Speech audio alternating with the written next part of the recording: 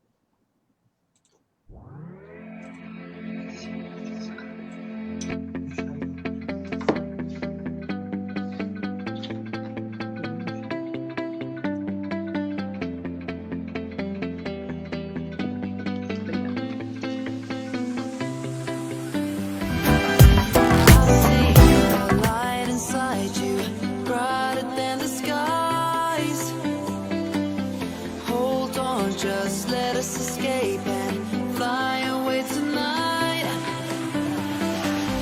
We have the world in our sight, and I know together we'll be. Boa noite, senhoras e senhores. Que bom estar aqui com vocês.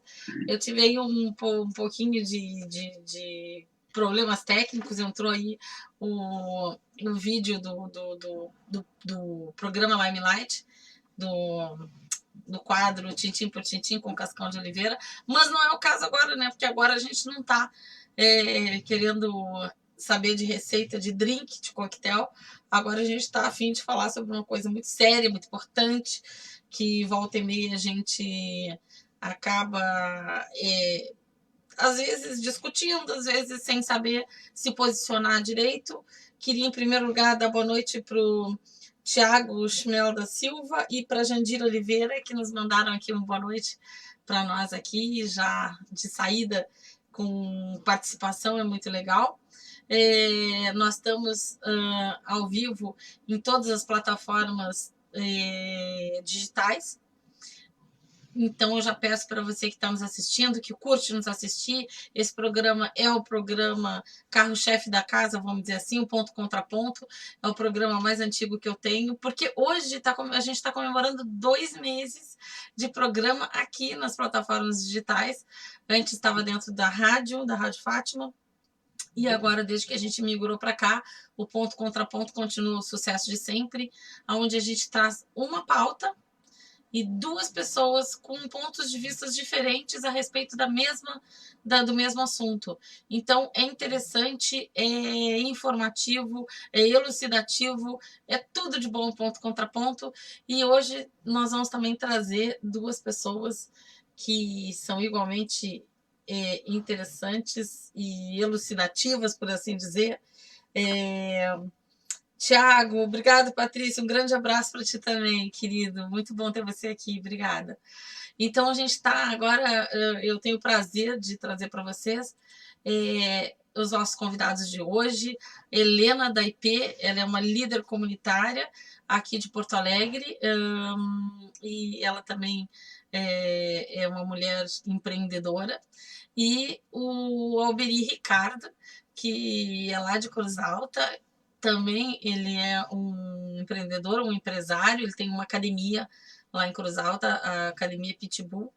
Ele é muito modesto, mas eu já sei de várias coisas, ele já até tocou violão pra gente aqui uma vez, depois do programa, mas é um artista também, e é um cara muito bacana, assim como a Helena, que também já esteve aqui, já esteve com a gente no Ponto Contra Ponto também, e são 2 pessoas fantásticas, e eu agora, então, tenho o prazer de trazê-los para vocês. Boa noite, Helena, boa noite, Alberia. Boa noite. Boa noite a todos que estão assistindo. Para mim é um prazer, mais uma vez, estar aqui. É uma honra ser convidada. Obrigada pelo carinho. Obrigada a você. Muito participar outra vez. Mais uma participação. E com certeza. Que bom, obrigada. Boa noite, Patrícia. Boa noite, Helena. Boa noite a todos os espectadores do programa. E é uma grande honra sempre poder trocarmos ideias, debater sobre coisas que muitas vezes ficam de uma maneira meio segregada, né? Então é uma oportunidade única de nós colocarmos o debate com qualidade, o debate elucidativo. É sempre um prazer estar junto com vocês. Perfeito, obrigada, Albiri. A gente estava com saudade, você estava fazendo falta já aqui no programa. Obrigado, idem. Querido. Então, queria também dar boa noite para Jaqueline Demeterco. Boa noite, querida. Boa noite, Adilson Oliveira. Boa noite, Gabriela Nascimento. Boa noite a todos vocês. Muito obrigada por estarem aqui conosco hoje. Eu peço, por favor, que à medida que a gente for aqui conversando sobre os assuntos, não deixem de mandar seus comentários, de colocar suas perguntas ou suas pautas também dentro desse mesmo tema de hoje, que são as cotas. Para nós é importante, muito importante discutir isso. Nós estamos num ano eleitoral, num ano aí onde nós vamos ter que eleger pessoas que são as que mais próximas são do povo, que é o que deveriam ser mais próximas do povo, que são justamente os vereadores e os prefeitos, que vão realmente decidir o que as nossas vidas mais no nível mais próximo da gente, que são os municípios onde a gente vive, né? Então, acho que vem em boa hora todo esse tipo de discussão. E para mim e para todos nós aqui, com certeza, é muito importante a opinião de cada um de vocês. Boa noite, Jandir Oliveira, boa noite, Dilnei Costa, boa noite a todos que vão chegando aí. Então, o nosso tema de hoje do Ponto Contraponto, como vocês sabem, são as cotas. Nós já fizemos alguns outros programas com outros personagens, inclusive aqui dentro do Patrícia Sperry News, Patrícia Sperry Shows. A gente já falou sobre cotas no Três Poderes, já falamos sobre cotas no Ponto Contraponto, já algumas vezes.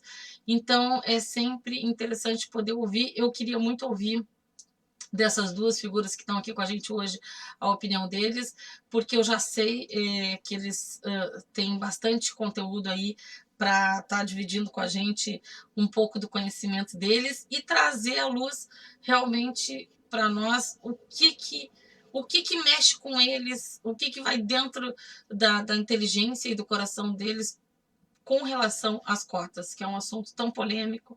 Então, eu gostaria de começar perguntando para os dois, e cada um aí que desenrole a sua posição, por favor, que nos coloque, a princípio, em linhas gerais, assim, o porquê que um é contra e porquê que um é a favor das cotas. Primeiro, as damas. Helena, fica à vontade. Certo. Bora, Helena. O que eu posso... Muito bem. Eu não sou totalmente contra as cotas, certo? Certo. O que eu não concordo, meu ponto de vista, tudo que eu falo aqui é meu ponto de vista, é o que eu penso, é o que eu vejo, o que eu sinto, o que eu acompanho de perto. Eu não sou totalmente contra as cotas, eu sou contra a maneira que ela é colocada. Por quê? Essas cotas, muitas vezes, elas não conseguem abranger. Por exemplo, a cota social. Eu sou a favor que existisse somente uma cota social. Se é para existir cota, que exista uma cota social. Por quê? Porque muitas pessoas mais humildes, menos favorecidas, que estudam em escola pública, que não está tão bem equipada assim como as particulares, e a qualidade do ensino não é o mesmo, nem perto chega. Por mais esforços que os professores façam, por mais que o aluno se esforce, por mais que a família se esforce, mesmo assim, é complicado. Então, eu sou a favor da cota social, no geral. Certo. Sem cor, raça, enfim. Eu sou a favor da cota social. Para mim, se existir cota, que seja social. Mas uma cota... Oi. Aos poucos, então, nós vamos falando cada uma das cotas. Aqui, hoje, a gente pretende elucidar o máximo possível todas as cotas que existem aí, raciais, sociais e todas elas aí, para poder realmente trazer esse tipo de discussão num nível maior para todo mundo aí que está assistindo junto com a gente poder também participar e também dar a sua opinião. Então, a Helena falou ali com relação às cotas para entrar, por exemplo, eu acredito, para entrar para universidades, mas aí nós temos outras cotas também relativas à educação também, que não são só as da universidade, né? Então, eu queria dar uma boa noite para o Enildo Cavalcante, grande amigo, grande parceiro aí na luta por um Brasil melhor, para o Luiz Rogério Fagundes, e o Dilney Costa, acho que eu já tinha falado, e a Jaqueline Demereco também. A Jaqueline falou eu também para você, Helena. Então, agora eu peço, por favor, que o Alberi dê o posicionamento dele em linhas gerais, não necessariamente a um tipo de cota específico, mas em linhas gerais, qual é a tua posição, Alberi? Bem, Helena e Patrícia, todos nós sabemos que o Brasil é um país realmente de diferenças abissais. Nós sabemos que poucos têm muito e muitos têm quase nada. Então, isso é um fato típico da nossa cultura socioeconômica do Brasil. Infelizmente, o que eu vejo é que o país ele conserva um corporativismo, ou seja, se colocaram segregações entre classes, se afastaram possibilidades de uma conversa mais ampla, de um debate mais aprofundado e colocaram-se praticamente, vou dar um exemplo aqui, de funcionários públicos contra funcionários da iniciativa privada, de sindicatos entre associados, ou seja, infelizmente o Brasil, esse corporativismo acabou afetando programas sociais que seriam benéficos a todos. E aí, entrando nas cotas sociais, realmente, eu sou de pleno acordo que as cotas sociais sejam compostas de maneira igualitária e consensual entre quem tem a disponibilidade de tê-las. Para mim, para se ter realmente uma ênfase, que essas cotas sejam totalmente abastecidas de uma maneira consensual, teria que se melhorar o ensino na base da educação básica pública, dando necessidade para que todos tivessem alcance às universidades. E não de uma forma distinta se beneficiar algumas cotas através das cotas raciais, que eu não vejo por que esse tipo de cota iria beneficiar, ao contrário. Eu acho que esse tipo de cota, inclusive, coloca uma alcunha de quem se beneficia, privilegiando algumas coisas que não deveriam ser mais importantes no país hoje em dia. Eu acho que segregação, seja por cota, segregação, seja por etnia, religiosa, o que for, não deve ter espaço mais, tanto nas nossas universidades ou, quiçá, nas escolas públicas. Perfeito. Bom, então, por exemplo, com relação às cotas para estudantes, o texto da lei das cotas prevê a destinação de vagas para estudantes de escolas públicas, né?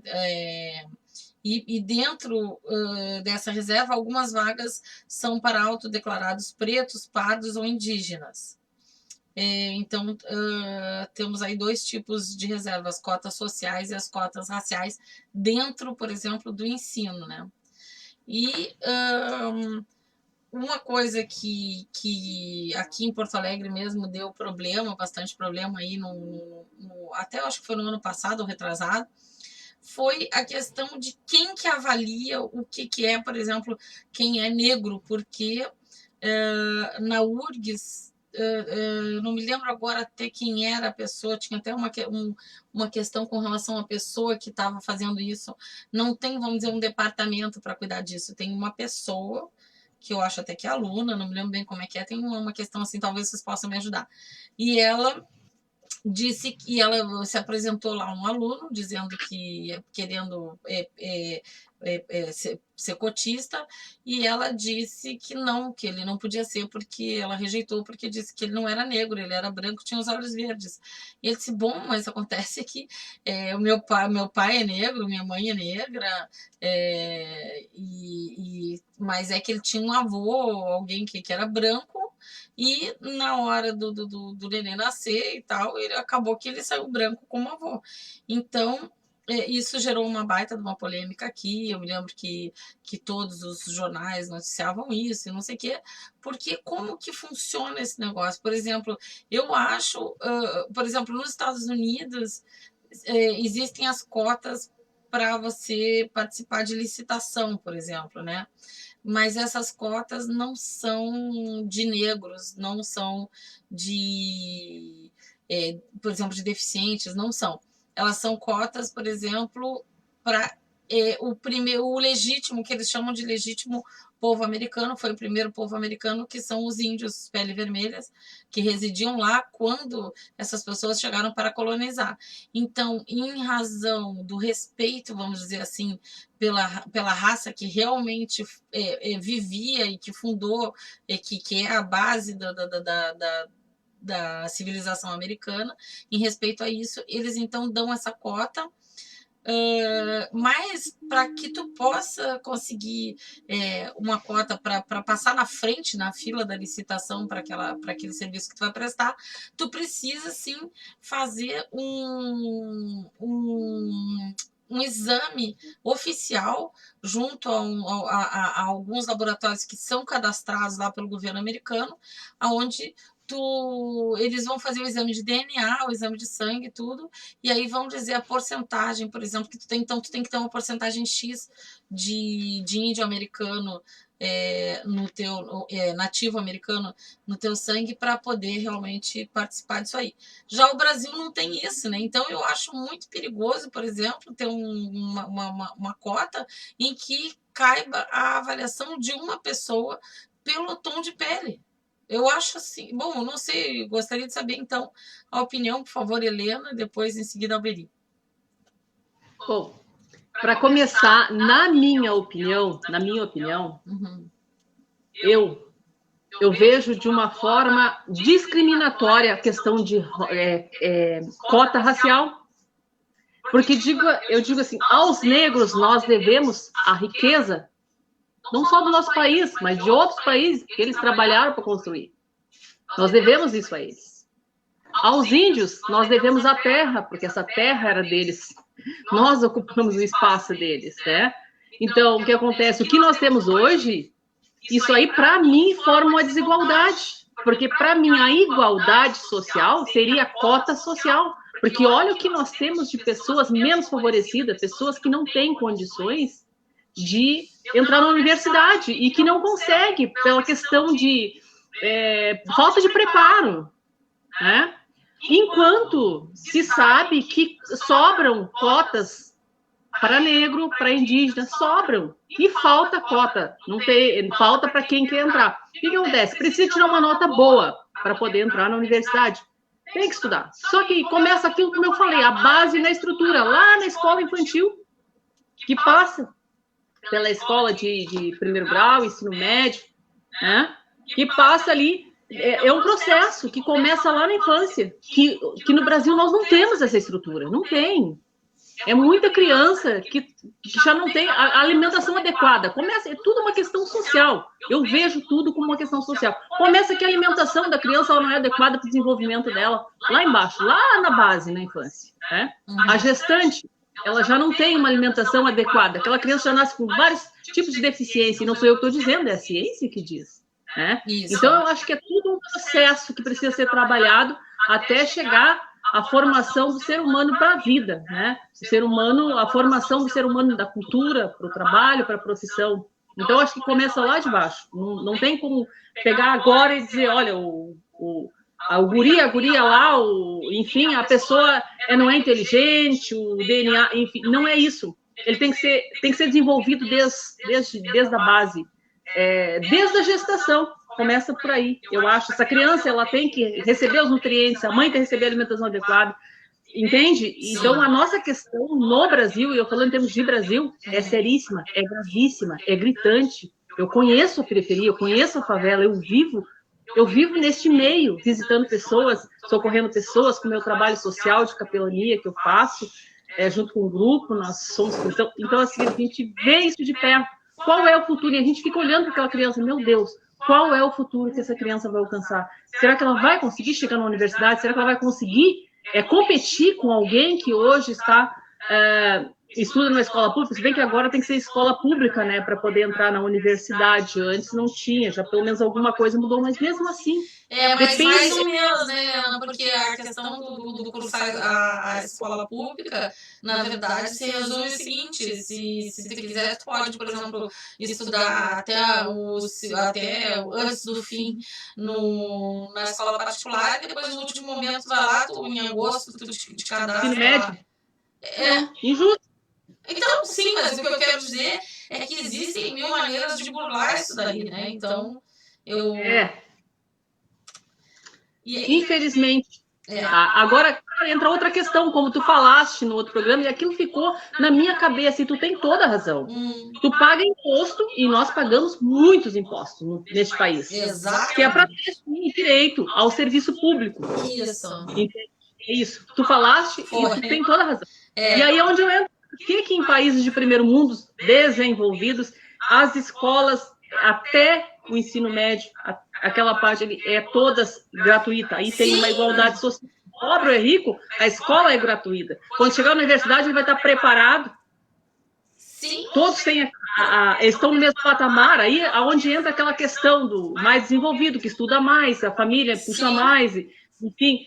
Então, a desigualdade aí na hora de entrar na universidade é menor. Sim, embora ela seja... Eu falei aquilo porque realmente o que eu percebo aqui no Brasil é que há um preconceito contra a pessoa bem-sucedida. Há um preconceito. Não, há um preconceito, eu vejo isso. Há um preconceito contra a pessoa bem-sucedida, como se todos nós tivéssemos que ser nivelados por baixo. Como se todos nós só vale a pena. Por exemplo, um ator, quando vai dar uma entrevista, alguém assim que alcançou o sucesso, parece que só vale a pena se ele disser: não, nasci muito pobre, não tinha o que comer, não tinha um sapato para botar no pé. E isso, a gente tem que acabar com isso, porque isso diminui a nossa autoestima. A gente tem que querer sempre mais, a gente tem que querer mais para nós, para os nossos filhos, para os nossos familiares. A gente tem que ser feliz quando o outro atinge um patamar, porque a gente também tem que almejar aquilo. O ser humano é assim, é natureza. Então, eu era casada com um inglês e foi aí que eu aprendi. Eu queria ter o filho no hospital particular e ele disse assim: olha, aqui na Inglaterra, o hospital particular só vai a rainha da Inglaterra, só vai o Mick Jagger, só vai essa gente assim trilhardária.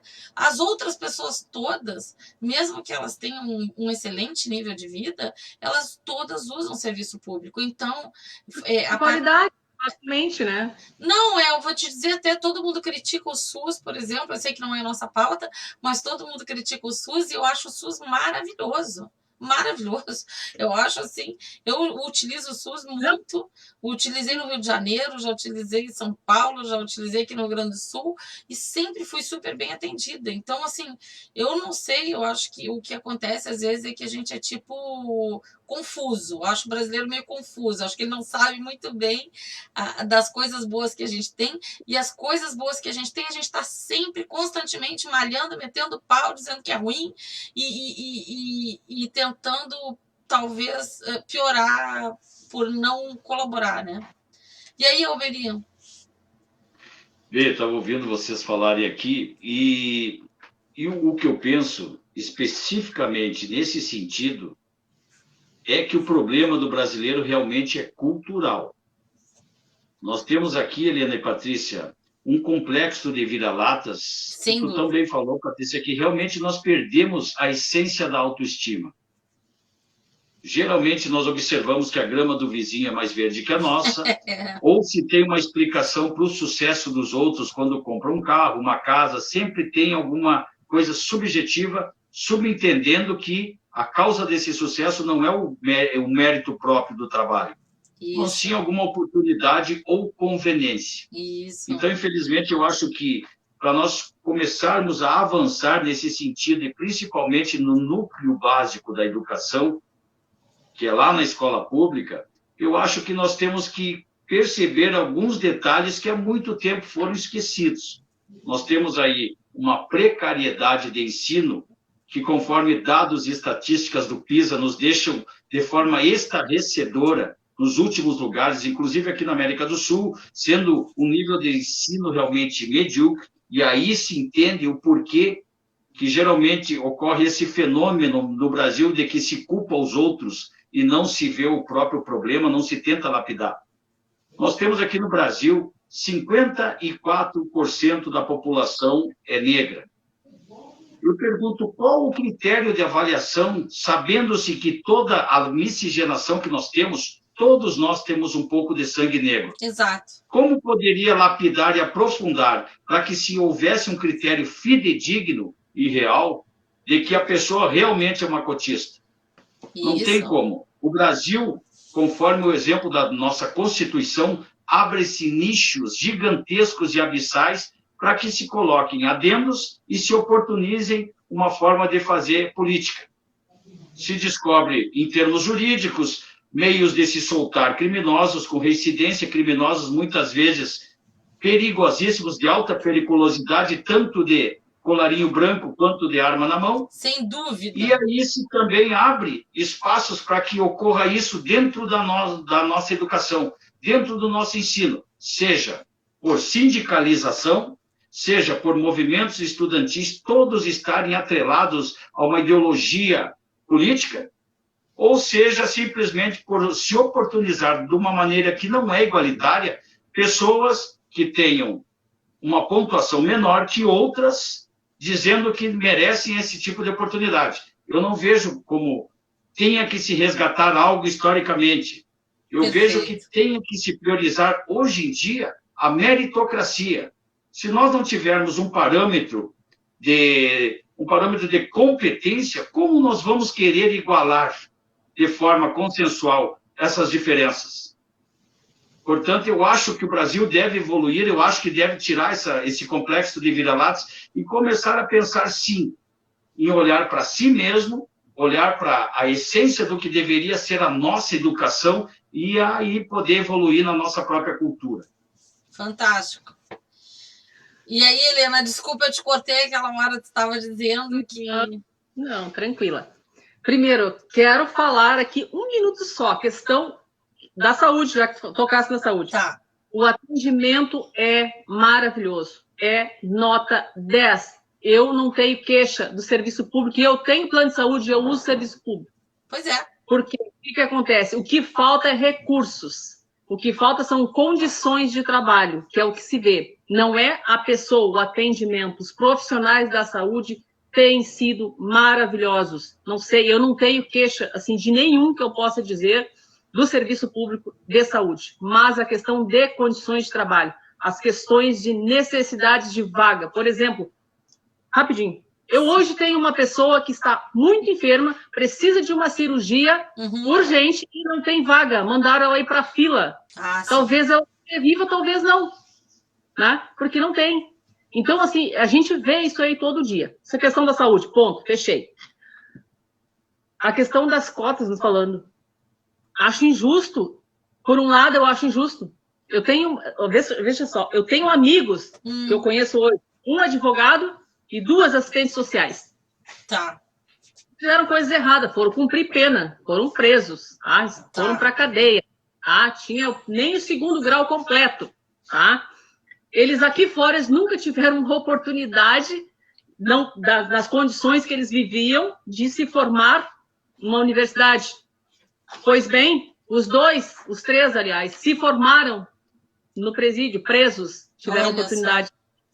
E aqui fora não tem. Eu tenho 2 amigas assistentes sociais que se formaram no presídio, porque foram presas. Então, lá, por bom comportamento, elas quiseram estudar e estudaram. Então, muitos têm oportunidade. Tem amigo advogado que foi preso, fazia coisa... Então, saiu de lá, pessoas diferentes, com uma mentalidade diferente, com uma visão diferente, com uma vida diferente. E muitos que estão aqui fora não têm essa oportunidade. Veja bem, que coisa gritante é isso, sabe? Isso me chamou a atenção, eu fiquei pensando, eu digo, veja como as coisas são, né? Como as coisas... Existe uma coisa no nosso país que precisa ser mudada. E aqui fora, não tem que esperar ele lá para dentro para mudar alguma coisa. Né? Pois é. Eu vejo dessa forma. E como eu disse outra vez, para mim, a educação é a base de tudo. Pois Tudo é, começa ali. mas só vou te interromper um minutinho, Helena, para não perder o fio aí do que tu estava falando, que, por exemplo, exatamente dentro disso que você falou, eu vejo assim, esses últimos anos todos que a gente teve de governo de esquerda aqui no Brasil, vários tipos de água mole tocou na cabeça das pessoas e aquele negócio da água mole em pedra dura, tanto bate até que fura. Eu acho que várias conversas moles deles foram martelando na cabeça das pessoas até que furou e entrou de uma forma que agora nós estamos pagando preço por isso, porque a gente não consegue, a gente tem pessoas, me desculpe o termo, que sofreram lavagem cerebral, e elas não conseguem por falta, e esse foi o motivo do porquê que eu decidi fazer esse canal aqui com todos esses programas informativos, para ver se a gente traz a luz do dia, e aí algumas pessoas até dizem, não chama ninguém da esquerda, eu chamo sim, chamo a esquerda também, porque eu quero que a esquerda coloque os pontos dela, para que a direita também possa colocar os pontos dela, e para que a pessoa que está em casa ela consiga ter um julgamento próprio, porque a gente não quer mais lavagem cerebral. A gente quer que ensinar as pessoas a pensar, raciocinar e ver o porquê das coisas. Então, assim, por exemplo, hoje em dia, todo mundo acha que tem que ter um nível superior. E aí nós estamos ficando com uma porção de pessoas com diploma de nível superior com um conteúdo medíocre, porque eu sei, porque já estive e permanentemente eu estou dentro de várias universidades aí e eu sei exatamente a realidade delas e não precisa, porque, olha, vou te dizer, o nível técnico nos países mais avançados do mundo, o nível técnico é igualmente importante, é importantíssimo, altamente difundido e as pessoas, muitas, não querem, nem querem. Às vezes tem faculdade de graça, elas não querem fazer, elas preferem fazer um nível técnico para virar uma aeromoça, não querem ter, por exemplo, a responsabilidade de ser dono de um escritório de contabilidade, elas querem simplesmente poder trabalhar dentro do escritório de contabilidade sem ter que ter a vocação mesmo para ser um empresário, que vocês dois sabem muito bem que não é uma coisa para qualquer um, porque tu tem que ter também uma disciplina gigantesca. Agora mesmo, antes da gente entrar aí para a entrevista, eu estava conversando com o Alberi, ele disse, eu estou me virando nos 30, estou exausto, porque eu tenho que acordar, tenho que dar aula lá, ele é professor lá de halterofilismo lá na academia dele, ele tem que dar aula, é personal trainer, faz um monte de coisa, ainda se vira, ainda resolveu entrar para a política para poder tentar mudar o país junto com a gente. Então, assim, por que hoje em dia a pessoa tem que ter um nível superior? Por que tem que ter esse monte de advogado, porta de cadeia? Por que tem que ter? Eu não entendo, é uma coisa que, sinceramente, para mim, eu não entendo e nem quero entender. Eu quero mais tentar conversar sobre isso para que as pessoas... Fica difícil, né, nós não observarmos um órgão classista como a OAB, que, inclusive, faz provas para poder dar a carteira para os futuros advogados, que não tem ligação nenhuma com o MEC. São simplesmente provas impositivas feitas por eles mesmos e que, após a pessoa estudar por 4, 5 anos, ainda tem que cumprir essa prova, pagar, e para poder exercer sua profissão. Então, aí se especifica muito bem o que é um certo cartel de órgãos classistas que não se autorrepresentam, mas sim convenientemente se completam. O Brasil, eu acredito que hoje em dia é difícil mudar essa cultura. Se nós observarmos as nossas universidades federais e os DCEs das mesmas, nós vamos constatar o uso de drogas, uso de bebidas, ou seja, a lei Paulo Freidiana invadindo os cérebros dos nossos jovens, quando esses deveriam ser ocupados por uma didática de aprendizado, um aprendizado dinâmico, um aprendizado que realmente se complete, seja essencial, mas não gramicista.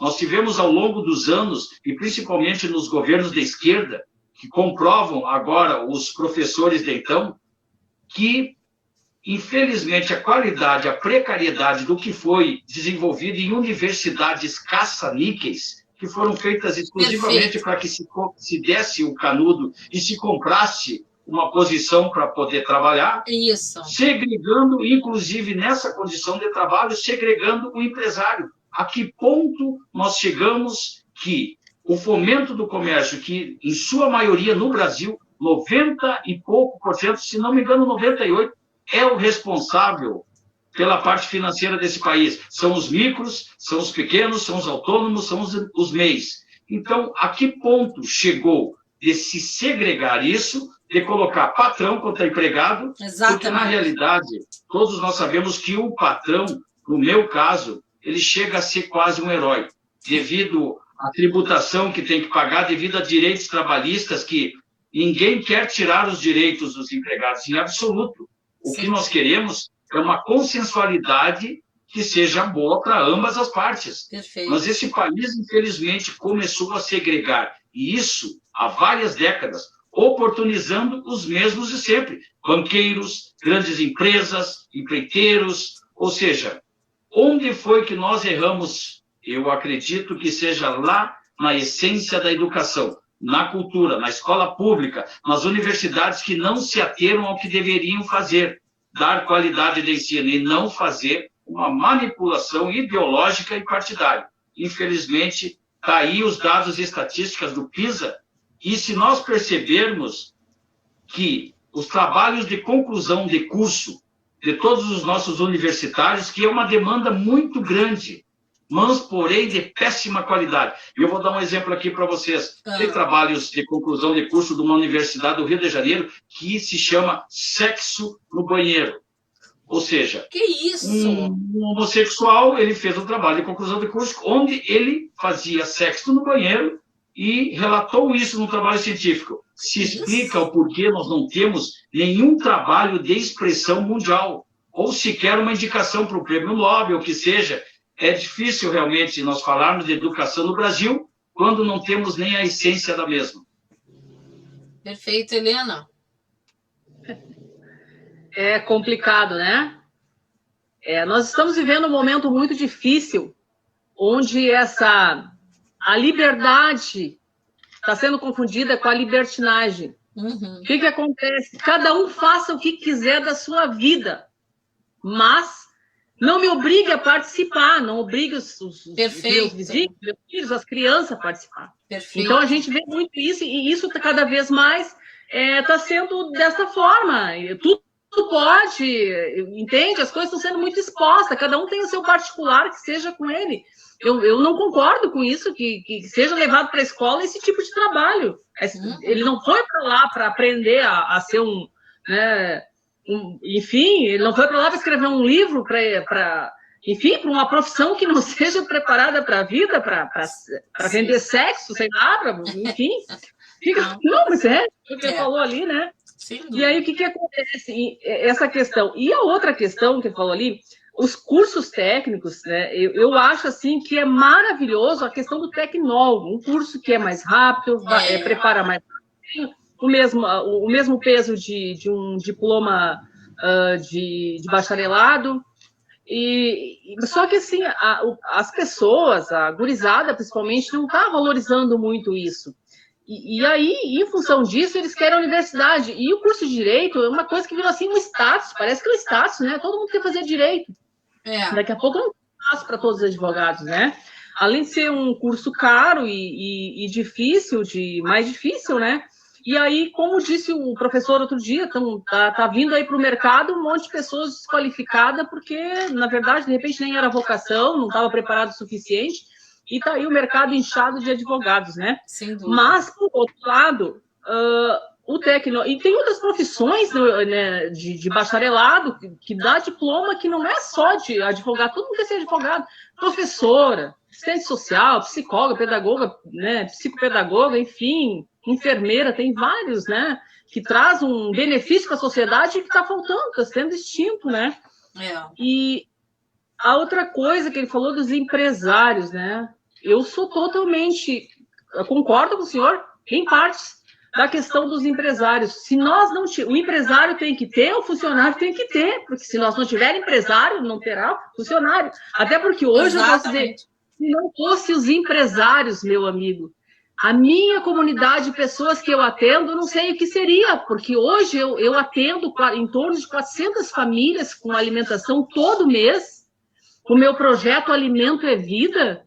Se não fossem os empresários anônimos, eu não sei o que seria de mim, eu não teria como atender essas famílias que estão desempregadas, que estão sem renda, ou enfim, né? Não foram contempladas com os benefícios do governo. Então, pelo fato o meu ponto de vista é que hoje, neste momento, nós estamos vendo a pandemia, falta muito emprego, muita pequena e microempresa fechou, que eu não vejo elas serem assistidas. Por exemplo, tem muito MEI que emprega. E MEI pode empregar até 2 ou 3 pessoas, depende, tem aquele valor X, né? Uhum. E tem muitos que não têm recurso. Imagina quem é um pequeno empreendedor, que é um MEI, hoje tem direito a R$600 de bônus. O que ele faz? Ele não paga aluguel, ele não se mantém com esses R$600 lá Enfim, o que eu quero dizer é que muita gente está desempregada agora, mas o mercado no Brasil, nos últimos anos, ele vem com uma carência muito grande de profissionais. Tem emprego, não agora neste momento, tá? Não estou falando neste momento, mas não tem qualificação de mão de obra, porque os cursos técnicos não estão sendo valorizados, não estão sendo aceitos, eu não sei de que forma. Precisa ser trabalhado a cabeça dessa juventude, do povo, além de ser mais rápido, ele abre o mercado muito mais rápido, é mais fácil. Sem dúvida. E tem o mesmo peso de um diploma. O que acontece? Nós não temos grande falta de profissionais. Eu conheço empresários, amigos meus, que me ajudam no meu projeto social, que todos os meses me mandam os alimentos para ajudar as pessoas necessitadas. E eu sempre digo, é necessário apoiar os empresários, é necessário ter os empresários, porque se não tiver os empresários, não tem emprego, não tem renda. Perfeito. O país não anda, o país não desenvolve. Nós temos que ver pelo lado econômico, não é porque eu sou uma pessoa que eu penso pelo lado social, que eu tenho uma mente social, que eu vivo. Eu sei que as pessoas passam necessidade, elas são menos favorecidas por vários fatores, que não é agora, que já vem de cultural. É questão de educação, é questão de saúde, é questão de habitação, enfim, são várias questões. Mas o que acontece é que nós não podemos deixar de reconhecer o valor dos empresários, os micros, pequenos e médios empresários neste país, que carregam toda a carga. Eu sei, porque hoje eu não sou microempresária, mas minha vida toda fui microempresária, tive negócio como microempresária, e a gente foi baixando, porque a carga de os encargos, os impostos, cada vez mais nos oprimindo. Então, eu sou muito a favor que seja o contrato entre funcionário e patrão, que eles tenham ali, como nos Estados Unidos tem muito isso, em outros países também tem. Então, é o acordo entre eles, ninguém tem... Eu acho que o empresário não tem que ser obrigado e o funcionário também não, eles têm que ter um acordo entre eles. Isso. Eu acredito que eles vão produzir mais, e nós vamos ter menos problemas e mais pessoas empregadas, e mais empresas... E aí tu já entra numa questão... Tu já entra numa questão dos advogados, aqueles de porta de cadeia, e tu já entra na questão dos empregados que querem trabalhar 6 meses e pegar o seguro-desemprego. Então, realmente se formou um cartel que tudo parece que as pessoas estão pensando na conveniência pessoal. Eu vou dar um exemplo para vocês do que nós estamos fazendo aqui.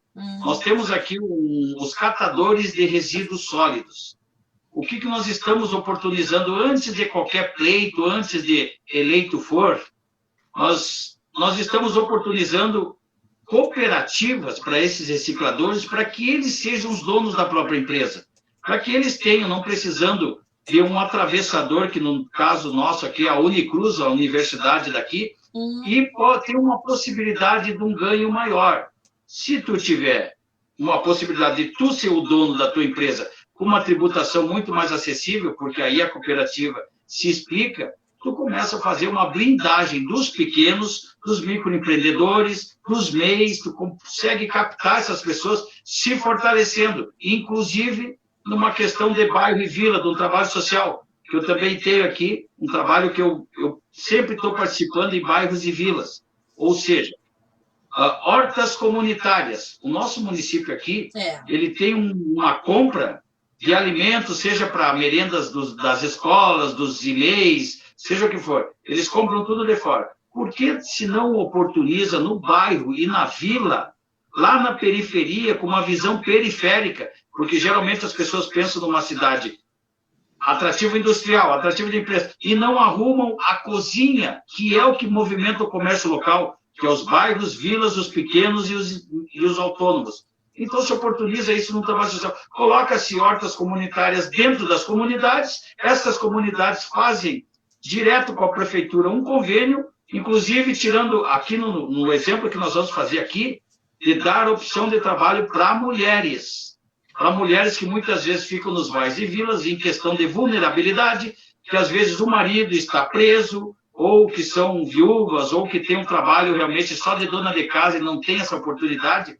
Então, eu acredito muito, gente, através da meritocracia, se consiga, com muito trabalho, obter o caminho para o sucesso. Perfeito. Dentro dessa questão aí que vocês estão abordando dos empresários, tem uma outra coisa que das cotas que atinge especificamente os empresários e que pessoalmente eu vejo Mercado negro. Com muita surpresa isso daí, porque eu queria antes dar boa noite aqui, boa noite pro Roger Sampaio, pro Alex Caxiava e pro Volmir Siqueira Duda, que disse Alberi rumo à mudança de verdade. Então, eu queria agradecer a todos que estão aqui nesse momento nos prestigiando e comentando, participando. E queria pedir para vocês que aproveitem e compartilhem com os amigos, curtam a página se vocês ainda não curtiram, porque a gente está aqui por amor ao Brasil e ninguém ganha absolutamente nada financeiramente para poder estar aqui, mas o ganho é gigante, que é justamente ter vocês por perto, poder interagir com vocês e levar informação aonde a gente puder levar. Então, em troca, eu peço que vocês, por favor, nos ajudem compartilhando esse nosso programa e curtindo a página. Curte lá o YouTube, a gente está com 1.500 inscritos lá, se inscreve, pega lá a sua chance de receber uma notificação cada vez que a gente entrar com o programa aqui, por favor. Obrigada. Vamos lá, gente. Compartilhar aí, curtir. Ajudar, né? Isso aí, é isso aí. Vamos fazer bombar. Isso. E aí, então, assim, a minha pergunta para vocês é com relação às cotas para deficientes, que eu vejo dois lados, assim, tanto o lado escolar, porque eu vivo do lado de uma escola, minha mãe também vive do lado de uma escola, enfim, é uma coisa que está presente no meu dia a dia, e eu vejo que realmente, para mim, pelo menos do que eu vejo daqui, não funciona para ambos os lados, não funciona nem para o deficiente intelectual ou físico, que precisaria realmente de um atendimento especializado para que ele conseguisse alcançar resultados que vão ajudá-lo depois na vida dele de adulto. E também vejo que ficam desassistidos os outros, porque fica aquela confusão, não tem professor suficiente para atender isso, ainda mais com ensino especializado como precisaria ter. Então, às vezes, quando eles não sabem nem como lidar, a criança às vezes não quer sair do pátio, fica ali gritando. A gente que vive próximo é um sofrimento também, porque a gente vê a criança ali tendo ataques, às vezes batendo, às vezes em algum conflito ali que a gente não consegue nem entender direito, e já cansei de ver assim situações em que às vezes médicos têm que entrar para retirar, ou familiares que têm que sair do trabalho para vir. Eu acho que são coisas que expõem todo mundo. Expõe principalmente a criança que tem o problema, que é uma coisa difícil, porque depois é difícil a relação com os colegas. Expõe a família, expõe enfim, eu acho que é uma coisa que precisa realmente eu não sei, eu queria saber a opinião de vocês sobre isso, E queria também saber a opinião de vocês com relação justamente ao empresariado que se vê na obrigação. Eu até tenho aqui números depois, se vocês quiserem, não sei se vocês têm aí também, mas os números são impressionantes das exigências que são feitas aos empresários em termos de número, conforme o número de funcionários, tem uma percentagem ali de deficientes que tem que ser colocado para dentro, e isso tem várias coisas envolvidas nisso, coisas inclusive bem feias, como a Alberi acabou de falar. Então, vou começar agora pela Alberi, porque a gente está começando sempre pela Helena, e vamos fazer umas cotas aqui, uma coisa igualitária aqui. Então, Alberi, qual é a tua opinião? Se diz que a América é a terra das oportunidades. Deveria se dizer também, afirmar com total contundência que o Brasil é a terra das conveniências. Ou seja, se usam de nichos e oportunidades para fazerem um tipo de benefício pessoal. No caso dos empregadores aí que enfrentam seríssimas dificuldades para cumprirem essa lei de cotas, hoje em dia está acontecendo um fenômeno, Patrícia, que existe a negociação da deficiência. Empresas buscam, eles têm que manterem, se não me engano, eu gravei na minha cabeça que 100 a 200 empregados precisam de 2% de pessoas que contenham essas deficiências para trabalhar. Tá. Ou seja, se a pessoa que já recebe um benefício que tem essa deficiência, recebe um benefício para ficar em casa, no seu domicílio, qual é a vantagem de ir trabalhar, de repente, numa empresa que vai ganhar menos? Perfeito. E aí percebam que existe todo esse incômodo do translado, de ter que levar o deficiente voltar para casa. Não é mais conveniente e peculiar para a família receber, sem ter esse tipo de trabalho, geralmente mais? O que está acontecendo, gente? Olha como o brasileiro, realmente a cultura deve ser lapidada, deve ser moldada. O que os deficientes, a família dos deficientes, muitas vezes não são eles, são a família que acaba impondo para a empresa uma negociação. Se, por exemplo, o deficiente ganha R$2.000, a empresa está pagando lá R$1.500. Tá. A família vai lá, e isso está acontecendo, gente. É o mercado negro da deficiência. A família vai lá e diz, não, se ele receber R$3.000, ele vai poder ser empregado, porque a empresa precisa cumprir as cotas. Então, infelizmente, é um comércio de oportunismo, de conveniências, como eu falei. América é a terra das oportunidades. Deve ser land of opportunity, né? Me corrija aí, Patrícia, que tu é professor. E aqui no Brasil é a terra das conveniências, das peculiaridades para si mesmo. Tem que mudar essa cultura, tem que mudar, começar lá na base da escola, começar essa política socioeconômica que se dizem privilegiar alguns, infelizmente privilegia e abastece o sistema há muito tempo, dos mesmos de sempre. Perfeito, Alberi, perfeita colocação. E aí, Eliana? Alberi, querido, parabéns pelo teu trabalho das hortas comunitárias. Eu acho isso maravilhoso. Só rapidinho vou ter que comentar. Eu sei, já te parabenizo pelo teu, Helena. Querido. Nós temos essa comunhão aí. Obrigado. Isso funciona e funciona muito bem, mas assim, depende. Uma cidade como Porto Alegre já não tem como funcionar, porque a gente não tem espaço para isso. Nós já tentamos em comunidades, né, fazer. E depois tem mais um detalhe, não funciona 100%, porque nem todas as mães têm uma escola infantil, uma creche local para deixar o filho para poder participar do projeto. A gente já tentou vários tipos de oficinas e as mães não têm com quem deixar os filhos para participar, para ver como faz falta começar desde a questão da escola infantil, que eu sempre bato em cima disso. Ponto, fechei. Parabéns pelo teu trabalho. Porto Alegre a gente não conseguiu avançar as hortas comunitárias em função de uma série de problemas, né? Da falta de onde a mãe deixar os filhos, as crianças pequenas, claro. E também da falta de espaço, né? Mas, Helena, tu aqui, sabe são que... 60 mil pessoas, claro. Em Porto Alegre eu acredito que a demanda seja violenta. Mas tu sabe que tem vários lugares que eu poderia citar, né? Na Espanha, até na França, mas na França, por exemplo, não precisa nem ser horta comunitária. Eles plantam horta, frutíferos e hortaliças em qualquer lugar. em qualquer lugar. É. Tu olha um canteiro ao invés do canteiro. Claro que é bonito, é bem feito, é arrumado, não é uma coisa qualquer que cada um vai lá e enfia como quer, não. A própria prefeitura, ela disponibiliza as mudas e ela planta ali e coloca, por exemplo, então assim, por exemplo, sei lá, tem um canteiro que tu olha, são repolhos verdes em volta e no centro do canteiro repolhos roxos. Então tu passa, é lindo, mas também tem ali uma questão de que se a pessoa quiser se alimentar, o alimento está ali.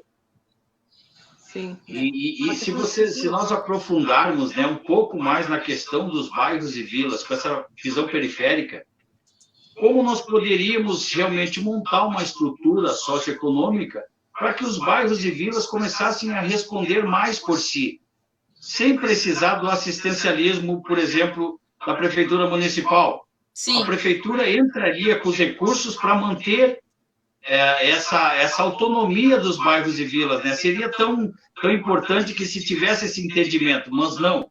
O que acontece, infelizmente, hoje no país é que se deixa na vulnerabilidade, no assistencialismo, colocando migalhas na boca de quem precisa para simplesmente mantê-los na subserviência da compra de votos. Sem dúvida. Então, não é interessante que os bairros e vilas cresçam, floresçam culturalmente. É interessante mantê-los lá para que essa política realmente, esse sistema fisiológico que tanto tempo corroeu o Brasil, que é pior que a pandemia, porque já está infectado aqui há muito tempo, matando milhões e milhões de pessoas nas filas dos hospitais, nas pessoas que não têm como manter e dar um prato para os seus filhos e acabam caindo na marginalidade, que não é desculpa, mas é, sim, um sintoma desse vírus e do que acontece nos bairros e vilas de uma maneira explícita. É realmente... A Helena sabe, deve de ter casos e casos de a gente entrar numa casa, não ter o piso, chão batido, de a gente abrir a geladeira lá e ter uma farinha lá misturada com papel, que nem já aconteceu. Eu já entrei numa casa, Helena, que eu fui lá ver, tinha pedaço de jornal enrolado na farinha que ela fez para ficar um pouquinho... Olha, isso dói no coração. A gente se emociona, chega e acaba vendo que nível o interesse humano chega, que pode chegar. Tem que mudar. Perfeito. Gente, essa questão todas essas coisas são louváveis.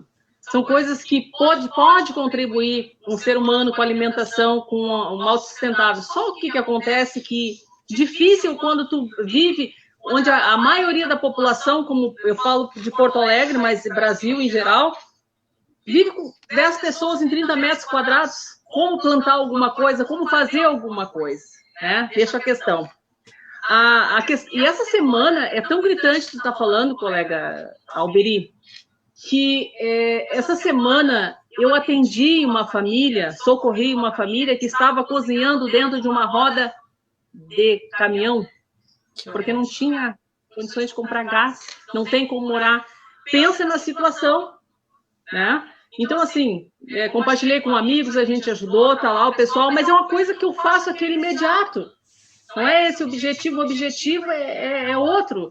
É que aquela pessoa tenha uma condição de andar uma vida digna, não é esse momento, mas o que eu tenho neste momento e o que ela precisa neste momento é esse socorro, e é o que eu faço. Mas eu não me sinto satisfeita com isso, entende? Porque isso não é o suficiente. Ponto. Questão das cotas para os deficientes, telefone. A questão dessas cotas de deficiente, eles também precisam de oportunidades. Mas, tem porém, tudo que é obrigado é ruim. Eu odeio, eu detesto o que é obrigado. Eu acho que empresário não tem que ser obrigado a nada e empregado também não. Tem que ser de comum acordo. Nós vivemos num país livre, Constituição livre para ser livre, mas não é por aí. E o que nos mata e que mata os empregados, as pessoas estão desempregadas, não existe emprego por causa das altas cargas tributárias. E os empresários, eles estão evitando contratar, fazendo o possível para poder enxugar a folha. Porque é muito, muito, muito tributo. Ninguém aguenta mais. Isso é uma coisa assim, que precisa ser urgentemente revista neste país, são os tributos.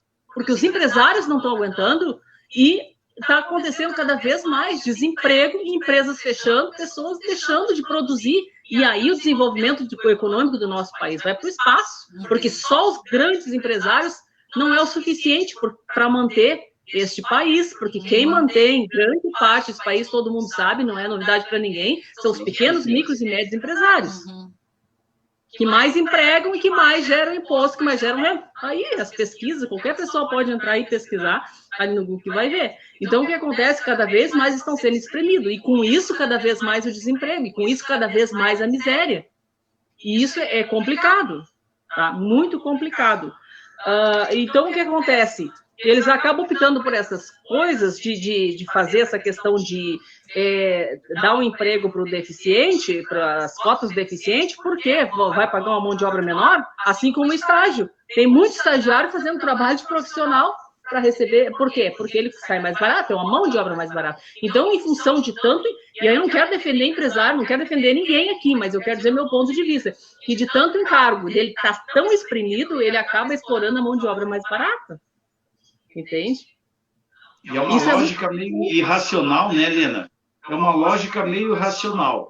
Se a meritocracia é baseada para que se dê condições para quanto mais emprego e fomento do comércio for, o porquê de se colocar imposições tributárias altíssimas ao empregador e ainda imposições por cotas que ele tenha que atender, não visando a tecnicidade ou competência, mas sim visando que deve se dar oportunidade. Bem, a oportunidade a gente dá por meritocracia. Se a pessoa em si contém uma deficiência ou não, ela é preparada tecnicamente para aquilo, se dá essa oportunidade, sem problema algum. Se não for preparada tecnicamente, o Estado já está dando essa acessibilidade. Provavelmente, ela tem um recurso para se manter. Então, o Brasil, infelizmente, é uma terra de que, através das lacunas e dos nichos, que se deva dar oportunidade, que existe preconceito de todas as maneiras, que se fomente isso segregando as pessoas, aumentando o discurso em torno disso, e não sim fazendo a justiça social, aquela plena, que independente da etnia, do credo ou da religião, do que for, a pessoa seja acessibilizada ao mercado de trabalho por competência, dando-se oportunidade através do estudo bom, do ensino de qualidade e não ideológico, manipulado, doutrinante, para que ela tenha plenas condições de ter o seu próprio mérito, a sua busca do sucesso, seja como empregado, seja como empregador. Perfeito. Eu vou ler aqui 3 comentários que chegaram. Um é do Tiago Schnell da Silva. Ele botou: se formos analisar as reitorias das universidades federais, podemos constatar nitidamente a inclusão imposta de maneira partidária através das formas de protestos de jovens que se auto-intitulam revolucionários. Fazem os protestos tirando suas roupas, defecando e urinando em público, em cima de fotos de pessoas e políticos que têm uma opinião e ideologia contrária àquelas que eles defendem e dizem ser a correta. Isso é o reflexo das doutrinas que os diretores, reitores e professores pregam nas instituições e em sala de aula, ou seja, a dita lavagem cerebral.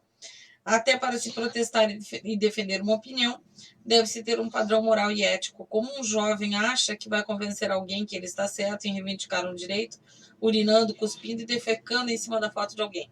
Fumar maconha e fazer suas necessidades em público não dá troféu para ninguém, muito menos muda uma sociedade. Sheila Zanata, boa noite. Tarcísio André da Silva Borges, igualdade social, educação de igual para igual. O Tiago, novamente, o que a esquerda quer é justamente isso, uma sociedade alienada, sem princípios, sem costumes familiares e religiosos, pois dessa forma terão controle sobre suas mentes. E Tarcísio, Brasil, terra dos auxílios. E o Tiago, estamos fartos de mais dos mesmos. Aqui em Cruz Alta, a verdadeira renovação, a gente espera que venha do Alberi. Então... Obrigado, Thiago. Foi bacana, né? Legal, marca comentário. Helena, você quer comentar bacana, ainda? Né? Essa interação, essa comunhão aí da democracia. Eu acho que tudo que é impositivo, tudo que é nos colocado goela abaixo, realmente é ditatorial. Então, no momento que se oferece uma condição para que alguém tenha outra condição, aí já existe o jogo da peculiaridade, das próprias conveniências, as pessoas acabam se locupletando numa maneira de obter benefício. Eu acho que não é por aí. Eu acho que a cultura realmente do brasileiro se denota muito no nosso ensino, na nossa educação, principalmente quando entramos na esfera das universidades federais e vemos os reitores que deveriam ser exemplo da isenção política, da isenção partidária, acabando sendo eles os mentores dessa doutrinação, sendo eles reitores milionários que sequer querem dar esse respaldo do aonde enriqueceram. Como ficaram esses resquícios, né, das verbas federais, para onde que foram? Para trabalhos científicos como o sexo no banheiro? A pessoa simplesmente fazer a metodologia do porquê do funk, o proibidão. Então, tem coisas que realmente a gente tem que crescer culturalmente, né, como brasileiro, recuperando a autoestima, não se livrando das amarras partidárias e ideológicas. Pois é, daí eu queria trazer para vocês, queria que vocês comentassem a respeito do que nós vimos aí essa semana. Começou, se eu não me engano, a primeira vez que eu vi isso, acho que foi sexta-feira passada ou sábado, da Magazine Luiza se colocando aí como que agora eles vão fazer um processo de seleção, e esse processo de seleção vai ser para contratação de funcionários de escalão mais alto dentro da empresa, mas que esses processos vão estar fechados para pessoas brancas, que ele só vai atender pessoas negras. E na mesma carona da Magazine Luiza, foi também o Google, anunciou a mesma coisa, e também uma outra empresa, que agora eu não quero errar o nome, então não vou citar aqui, mas gostaria que vocês falassem alguma coisa a esse respeito. E queria fazer um comentário para a Helena lá atrás, porque vem dentro dessa mesma coisa aqui, de uma coisa que ela falou, da dívida que nós temos com por exemplo, com os negros, com os índios. E eu queria só falar para vocês aqui uma coisa que o André Silva, que é um comentarista nosso aqui também do Jornal Nacional dos Conservadores, JNC, que vai ao ar todos os dias das 7 às 8 da noite. E também o mesmo comentário foi feito pelo cientista político Adelmo de Souza, que também é nosso colaborador. Os dois fizeram o mesmo comentário em programas diferentes, sem nem ter sabido que um fez e o outro fez igual. Falando assim, que dívida é essa que nós temos, por exemplo, com os negros? Que dívida eterna que é essa? Porque, na verdade, a questão da escravidão, ela se deu porque realmente os brancos traziam, mas lá na base, lá na África, quem vendia os familiares, por total desespero também, por falta de recursos, de fome, de tudo, eles vendiam os próprios filhos para aqueles mercadores que lá chegavam, né? Então, até quando que nós vamos pagar essa dívida? Como é que funciona isso, né? Então, eu estou falando isso porque eu vejo assim, eu até brinco, mas na minha brincadeira um pouco séria, que eu digo que daqui a pouco eu vou começar a militar a favor do homem branco hétero, porque esse sim é uma raça em extinção, que quase não tem mais, porque só se defende a mulher, o negro, o homossexual, a alberia. Mas é verdade, porque só se defende todo mundo, menos o homem branco hétero. Qualquer dia qualquer dia vai ser preconceito falar que é homem branco e hétero. Pois é, exatamente. Então, bora lá, Helena, tudo contigo agora. Tá. Então, essa questão não é a questão de dívida, tá? É questão de respeito, porque o que eu disse? Eles construíram as riquezas deste país como escravos, tá? Embora que a culpa não seja nossa, mas aproveitamos, quer dizer, nós lá, cada um de nós tem um pouco desse sangue aqui também. Tá? Outra, a terra era dos índios, né? Nós ocupamos, quer dizer, nossos antepassados ocuparam, né? Os nossos antepassados ocuparam, né, os espaços que era deles. Então, quer dizer, a terra era deles. Então, quer dizer que, por isso que eu disse, eu sou contra as cotas porque nós temos que ter cota social, respeito, todo respeito a eles. A dívida que nós temos é o respeito a eles, né? Aos negros que construíram as riquezas desse país, né? E aos índios que eram os proprietários dessa terra. Ponto, fecho aqui. Resumindo, isso parece que não vai acabar mais. E isso cada vez mais é uma desigualdade social, porque somos todos seres humanos, todos temos um sangue da mesma cor correndo nas veias, casamos brancos, pretos, negros e índios, mistura tudo, e sempre tem essa coisa de separar. Discriminação eu estou vendo agora, discriminação com todas as outras classes, quando uma empresa contrata só negros, que é aberto só para comprar negros. Isso que eu chamo de discriminação. E aí, não, e aí a discriminação não é só com os brancos, a discriminação é social, é com todos. E quando eu falo social, eu falo, acima de tudo é inconstitucional. Né? Sim. Oi? Tá me ouvindo? Acima de tudo, isso é inconstitucional, porque a Constituição é bem clara com relação a isso, né? Sim, é uma coisa que está sendo alimentada e cada vez está ficando mais forte, cada vez dividindo mais. E isso é ruim para a sociedade, isso é ruim para o geral. E no meu entendimento, a discriminação ela não é só contra o negro, só contra o índio, é contra o alemão, contra o branco, enfim, contra a pessoa gorda, magra, alta, baixa. Eu acho que todos nós somos iguais, temos os mesmos potenciais, cada um de uma maneira que desenvolve, uns um pouco mais, outros um pouco menos, mas todos nós temos um potencial. Por que tem que colocar essa divisão de cor, de raça, enfim, de tamanho? Eu sou totalmente contra isso. Eu acho que tem que existir uma igualdade social. O que acontece? Colocando na questão que falaste de defecar em público, de cuspir na cara, de chutar não sei o que mais, de rasgar e botar fogo. Eu acho que isso é uma tremenda falta de respeito, porque o espaço público é público. O teu limite termina quando começa o meu e o meu termina quando começa o teu. Então, essa é a minha opinião. Eu acho que isso é uma questão de cultura, uma cultura que está se criando, e isso não é bom, e uma falta de educação, que vem lá, né? Desde os pais. Aí outra pessoa comenta ali, eu vou comentar rapidamente para encerrar.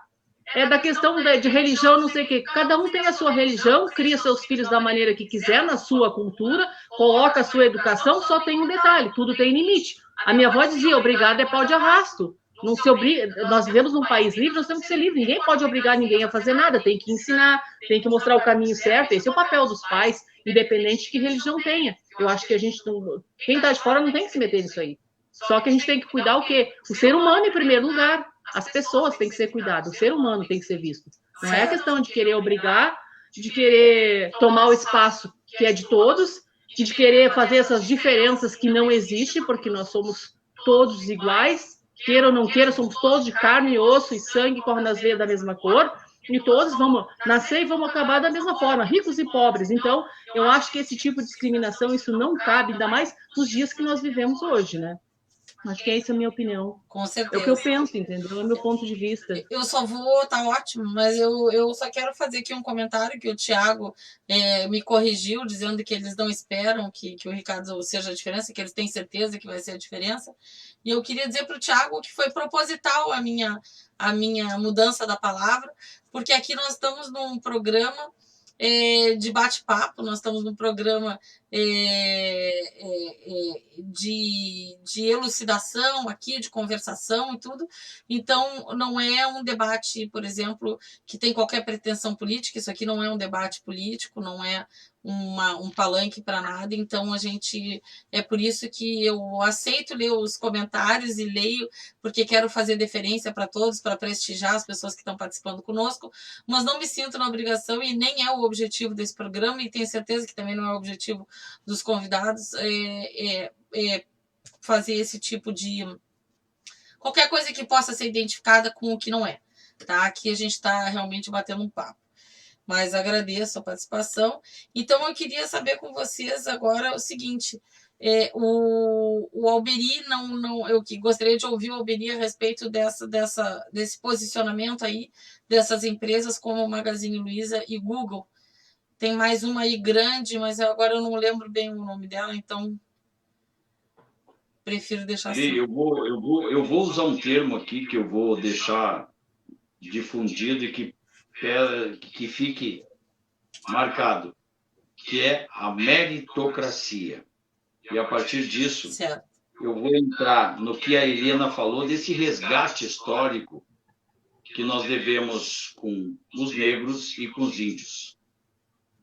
E aí, se nós quisermos falar em termos de igualdade, realmente igualdade social e igualdade ideológica, daquela raiz de ancestrais que batalharam pelo nosso país, nós teríamos também, Helena, que falar dos imigrantes. Perfeito. E aí se divide essa busca de esforços. Infelizmente, nós sabemos que o negro foi escravizado pelo próprio negro. E até de uma forma equivocada, se fala muito do Zumbi dos Palmares, sem conhecimento de quem foi Zumbi dos Palmares. Assim como se fala de Che Guevara, e assim como se fala de outros ícones que a esquerda preconiza, mas que, infelizmente, tem um certo equívoco histórico, e isso explica por quê da doutrinação nas escolas, de professores de história, de sociólogos que buscam enfatizar de uma maneira totalmente induzida questões que deveriam ser enfatizadas como verídicas. Nesse caso dos índios também concordo, os índios são os donos da terra, mas aí entra aquele termo que eu apontei no início, que é a meritocracia. Sim. E se foi dado condições plenas hoje em dia para que os índios tivessem como se autodesenvolverem socioeconomicamente, o que se percebe é que, infelizmente, entramos de novo lá na cultura, na essência da cultura. Por que se explica que os índios não têm essa busca de uma melhora? Por que se explica que muitos que possuem reservas deixam indústrias vindas de fora, inclusive explorarem as suas terras, cooperativas entrando dentro das reservas, explorações totalmente ilícitas, Que barbaridade. feitas de maneira consensual com esses indígenas? Sim. Então, às vezes nós prestamos atenção que reservas gigantescas que são colocadas e deveriam serem preservadas ou, quem sabe, usadas de uma melhor maneira, são arrendadas para que índios e os seus tenham caminhonetes, tenham um meio de vida melhor e não busquem valorizar a terra em si, que deveria ser essa a premissa de todo índio, que é o dono da terra, ele seria o dono do Brasil. Então, infelizmente, nesse resgate, eu vejo uma série de equívocos e de uma perda de diretrizes. Eu acho que a valorização deve se dar muito aos imigrantes também, que vieram aqui, sofreram principalmente na nossa colônia italiana, alemã aqui, que os caras realmente passaram necessidade, comeram pão que o diabo amassou, abriram picadas com enxadas, com facões, e que também não se perca essa valorização. Eu acho que a dívida histórica que o Brasil tem é uma dívida histórica consigo mesmo, de se resgatar essa autoestima, de se desagregar essas separações que existiram, que foram convenientemente abastecidas por ideologias políticas. Perfeito. Eu acho que o momento, perfeito. principalmente o momento conturbado que nós temos, né, com essa pandemia, que conseguiram politizar um vírus, é um momento que nós devemos ser mais plenos, é um momento que nós devemos ser mais consensuais, elucidativos e procurar uma comunhão de ideias através de um diálogo mais fidedigno com a verdade. Deixar de lado algumas segregações, né, algumas ideologias que, infelizmente, estão aí, fizeram tanto mal para o nosso país, e, quem sabe, buscar, através da meritocracia de novo, através da busca da cultura de novo, um país melhor para nós e para os nossos filhos. Pois Somos é, eu todos quero... brasileiros, né? Sim. Eu quero fazer um comentário, não quero deixar de fazer esse comentário em cima do que o Alberi falou, porque, para mim, ele tocou num ponto nevrálgico aí, muito importante, que o que aconteceu, o que acontece, e até eu tenho um avô, o pai do meu pai, que ele era advogado e ele foi o primeiro, ele fez aqui um congresso em 1953 ou 57, que foi o primeiro Congresso do Negro no Brasil, foi aqui no Rio Grande do Sul, e eu acho que foi, eu tenho certeza que, porque isso aí até é pauta de estudo na universidade, para falar onde que começa, por exemplo, a luta pela valorização do negro e tal. E isso tudo tem o seu valor, eu não estou tirando valor de absolutamente ninguém, só que eu acho que de lá para cá a esquerda fez esse serviço de difundir essa luta pelo negro, a luta pelo negro, pelo direito do negro, da história do negro, do respeito à religião do negro, do não sei o que do negro, e de repente quando tu vê, o negócio toma uma proporção que o pessoal até se esquece das outras coisas que o Alberi acabou de mencionar. E isso, por exemplo, faz parte da minha história. A minha história pessoal, da minha família, por exemplo, de parte de mãe, nessa luta aí mesmo que o Alberi falou, do cara que está ali abrindo o mato, a picada eu tenho duas histórias incríveis, que uma por exemplo, um avô da minha mãe, um bisavô da minha mãe, é francês, ele veio para o Brasil naquela coisa que o Brasil estava dando terras, por exemplo, e ele trazia a erva mate pelo rio Uruguai, lá de Santa Catarina, ele descia sozinho, tu imagina, numa mata cheia de índio, que os índios naquela época eram furiosos e matavam de degolar as pessoas, tiravam a cabeça fora. Atacavam. Eu tenho inclusive um parente que foi degolado e sangrado vivo numa árvore. E esse homem, ele foi super responsável pelo transporte de várias mercadorias, porque ele começou a construir sozinho cabanas ao longo do rio Uruguai, onde ele permitia que outras pessoas usassem essas cabanas para também dormir, se alimentar e tudo mais ali. E ele abastecia então o Rio Grande do Sul com erva mate, um homem branco, francês, sozinho, veio sozinho para cá. E da parte da minha mãe também, um outro avô alemão, ou seja, alemão, caucasiano, ele veio e trouxe, também foi dado pelo governo terras para ele aqui para o lado ali de Passo Fundo, de Noronha, e ele foi também um pioneiro ali na região, trouxe cavalos lá da Alemanha e fez comércio ali, talvez o primeiro shopping do Brasil ele fez lá em Passo Fundo. Então, assim, eu acho que tem que ter, que nem vocês valorizaram agora há pouco o empresário, falando, até a Helena falou que se não existir um empresário, não existe um empregado, né? Se não existir um empregador, não existe um empregado. Então, da mesma forma, eu acho que essa luta, o branco ficou parado muito tempo com essa coisa, sempre se sentindo acusado, se sentindo, não, mas meu Deus, né, eu não posso mais falar negro, eu não posso isso, não posso aquilo. E no final foi tão divulgada a história dos negros e tão minimizada a história do branco, que o branco ele tá ficando num cantinho, achatadinho, desvalorizadinho, onde ele não pode falar mais nada, ele não pode abrir a boca dele, ele não pode nada, porque tudo ele tem culpa. E chegou um momento, eu acho, que a gente tem que começar a abrir a boca sim, e falar também das nossas vitórias, das nossas conquistas, dos nossos valores históricos, porque senão daqui a pouco há uma inversão total de valores aqui, onde parece que o branco ele é desprovido de valor, só tem valor realmente o negro e que é menosprezado pela sociedade. Então eu queria agradecer ao Alberi por ter lembrado disso, que eu acho que é fundamental, sem desmerecer nada que a Helena está falando, muito pelo contrário. Inclusive, hoje, quando eu falei para a Alberi, a Helena estava com dificuldade de entrar aqui no programa por uma questão ali da dificuldade tecnológica ali, e eu falei para a Alberi, eu falei, olha, vem aí a Helena, ela é uma mulher fantástica, super bem preparada, não é, Alberi? Verdade, Helena, verdade. E dá para notar, a recíproca é verdadeira. Isso. A retórica do que a Patrícia falou, de fato, se consuma. Querido. Então é isso mesmo, para mim é um prazer, vocês sabem, eu sou fã de vocês dois aí, nem conheço nenhum dos dois pessoalmente, só conheço assim de convidá-los para fazer entrevista, né? Mas eu gosto muito dos dois, gosto dessas cabeças lúcidas e pensantes. É um prazer, um orgulho para mim ter vocês aqui essa noite e todas as outras vezes que vocês quiserem vir, estão convidados. Mas realmente acho importantíssimo tanto o que tu falasse, mas também acho muito importante o que o Alberi falou, porque o que o Alberi falou quase ninguém fala, né? É verdade. Não, nesse ponto eu dou razão para ele também, no que ele falou realmente. E eu vou dizer assim, eu sou filha de índio com português e francesa, sou uma mistura. E o que eu quero dizer é que tem que ser valorizado o ser humano no entorno. Exato, tem que existir uma igualdade social, sem esquecer da história. Perfeito. Sem esquecer da história.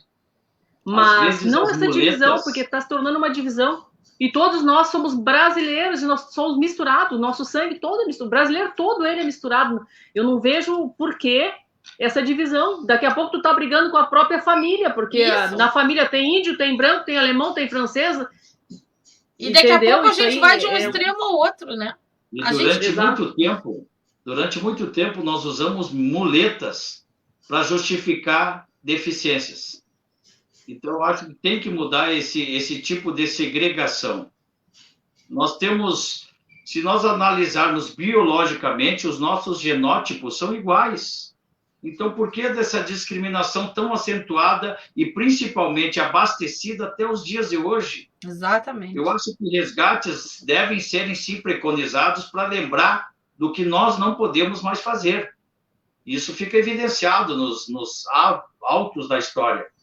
Porém, fazer dessa retórica da segregação, de utilizar, pegar o socialismo, utilizar os negros, utilizar o movimento feminista, que isso se explica até porque, né, que o feminismo surgiu lá no iluminismo, do Marquês de Sade, toda a busca da promiscuidade que o Marquês queria impor às mulheres e acabou abastecendo que elas tivessem um movimento feminista. Eu acho que tudo que é ismo é um acréscimo para que se tenham imposições. Eu acho que o Brasil já há muito tempo caminha com essas muletas debaixo dos braços para justificar uma deficiência que não existe mais. Eu acho que todos nós temos plenas condições, através da meritocracia, de buscar algo que seja consensual e em comunhão com todos. Não existem mais diferenças. Devemos, sim, acessibilizar no ensino, lá na essência da educação, para que todos tenham oportunidade de entrar numa universidade. É fato. Devemos, sim, ter uma saúde plena, uma saúde que não precise se colocar pessoas em filas na madrugada, debaixo de sol e chuva, para simplesmente irem buscar uma ficha, buscando essa ficha para serem atendidas em outros dias, em outras filas.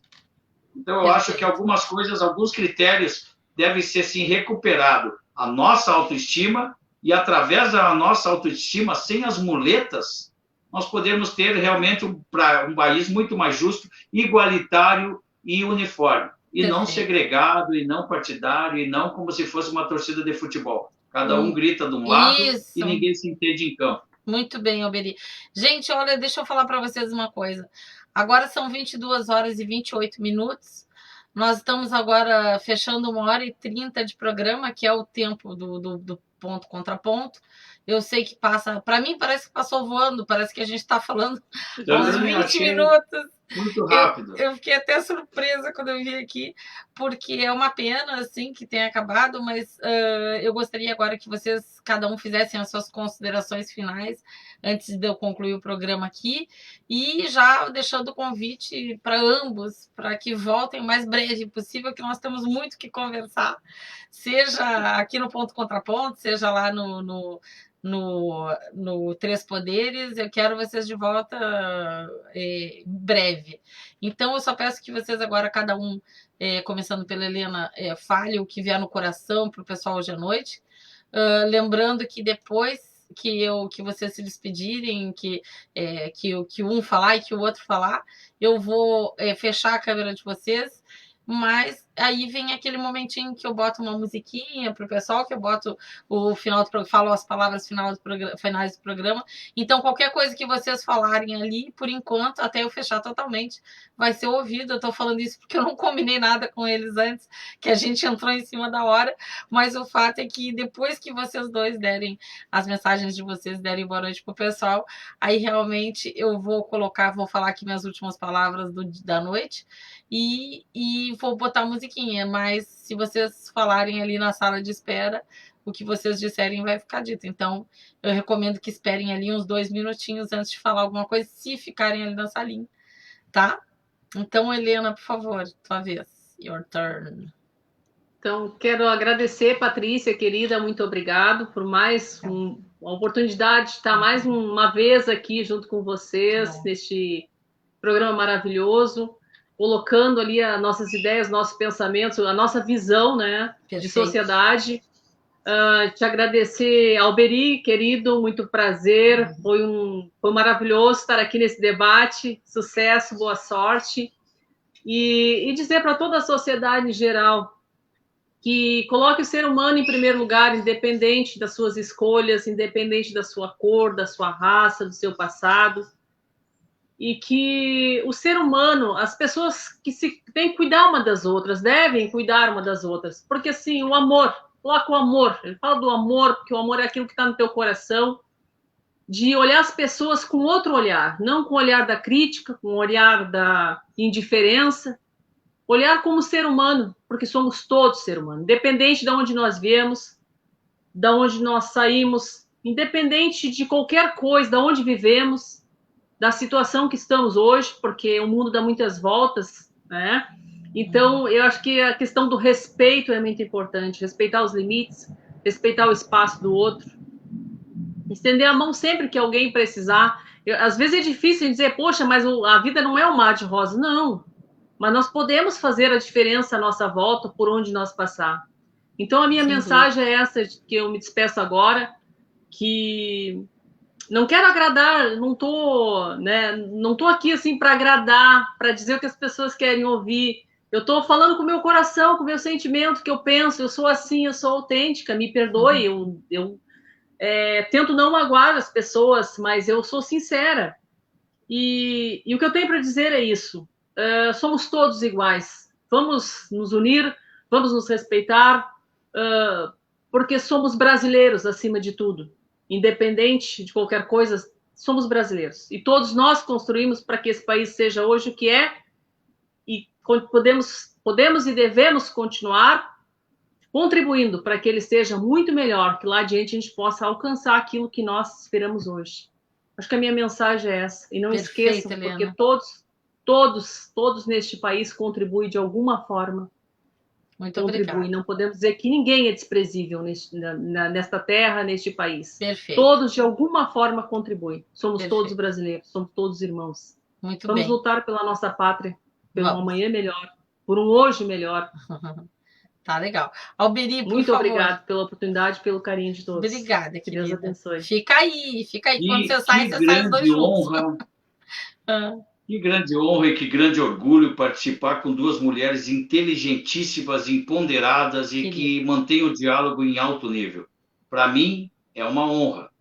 E que não tenhamos mais distinções de cores, negros, pardos, alemães, amarelos, mas sim que tenhamos a transparência da essência do que é ser humano. Uma boa noite para vocês todas. Amei o debate e contem comigo sempre que precisarem. Querido, muito obrigada. Obrigada, Helena. Obrigada, Alberi. Obrigada aos dois. Obrigada a todo mundo que está em casa. Eu vou aqui, então, fechar a câmerazinha deles e agradecer mais uma vez por eles terem tido a disponibilidade, que eu sei que os dois são super, hiper, mega, ultra tarefados, mas eu agradeço. Um abraço a todos os ouvintes aí, obrigado pelo compartilhar e estarem junto conosco nessa noite. Perfeito. Depois... Não esqueça de curtir e compartilhar. Isso! Exato, curte, compartilha e comenta. Depois, se vocês quiserem deixar a rede social e tudo, é só passar para a gente que a gente coloca ali na página, tá? Bom. Muito obrigada, então, gente. Boa noite para vocês. Abração, gente. Fiquem com Deus. Então, tá, pessoal. Poxa, o que eu vou te dizer? Que maravilha, né? Duas pessoas incríveis, realmente, com tanta categoria para colocar para se expressar, para colocar os seus pensamentos para fora. É realmente um privilégio poder fazer esse programa aqui. Eu adoro Ponto Contra Ponto. Fantástica a participação da audiência, todo mundo que comentou, que colocou os comentários, que participou, que visualizou, e todos os outros que ainda virão depois que a gente tiver já acabado e o programa ficar ali no gravado. Eu agradeço a todos vocês, que tenham uma excelente noite de quarta-feira, lembrando que amanhã, quinta-feira, Dia 24 de setembro, nós temos das 7 às 8 da noite, sempre de segunda a sexta, o JNC, o nosso jornal dos conservadores, onde a notícia é entregue para vocês como ela efetivamente é, com comentaristas especialistas no assunto, tem cientistas políticos, tem gente preparada e principalmente gente que gosta do que faz.